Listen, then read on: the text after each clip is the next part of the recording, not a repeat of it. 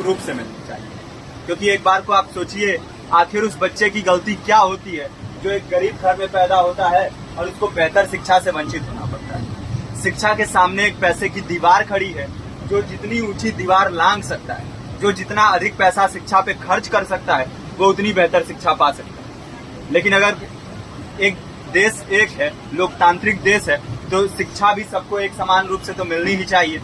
आज परिस्थिति ये है कि एक तरफ तो प्राइवेट स्कूल हैं जो लूट के अड्डे बने हुए हैं, वहां पे आप एडमिशन कराने जाएंगे तो सिर्फ एडमिशन के नाम पे ही आपको 10,000 20,000 रुपए देना होगा। और कमीशन खोरी का ऐसा धंधा है कि कॉपी, किताब, टाई, बेल्ट, ड्रेस, जूता कहाँ से खरीदना है ये आप नहीं तय करेंगे वो प्राइवेट स्कूल वाले। यानी आम लोगों की मेहनत की आखिरी कौड़ी उनके जेब से वसूल लेना चाहते हैं। और दूसरी तरफ सरकारी स्कूलों में न तो पर्याप्त टीचर हैं, न पर्याप्त बिल्डिंगें हैं।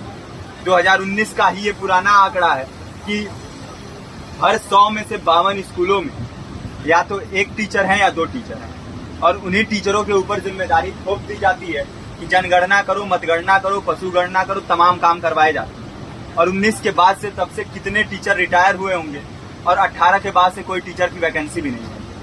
आप खुद भी सोच सकते हैं ये परिस्थिति और कितनी बिगड़ी हो। इसीलिए हम लोग ये मांग उठा रहे हैं, चाहे कोई राष्ट्रपति का बच्चा हो या किसी मजदूर का, सबको शिक्षा एक समान मिलनी चाहिए और निःशुल्क रूप से मिलनी चाहिए। प्रेमचंद ने अपने दौर में भी कहा था कि एक सभ्य समाज में ऊंची से ऊंची तालीम मुफ्त होनी चाहिए और इसका पूरा खर्च गवर्नमेंट को उठाना चाहिए। क्योंकि हमारे देश को फौज से ज्यादा आवश्यकता तालीम की है। और शिक्षा से जुड़ता हुआ ही दूसरा मुद्दा हम लोग उठा रहे हैं।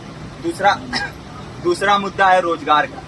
रोजगार की परिस्थिति ये है कि आज सरकारी सेक्टर हो या प्राइवेट, सब कुछ ठेका संविदा के हवाले किया जा रहा है। परमानेंट नौकरियां लगातार घटाई जा रही है। इसी रेलवे में 1995 के आसपास लगभग 18.5 लाख कर्मचारी काम करते थे, लेकिन आज उनकी संख्या 12 लाख थी।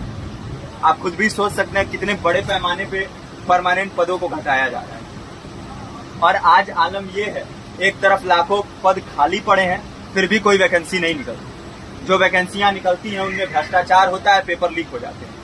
RO, UP police, BPSC, SSC, CGL, ऐसे तमाम पेपर लीक हो चुके हैं, आप लोग भी जानते ही।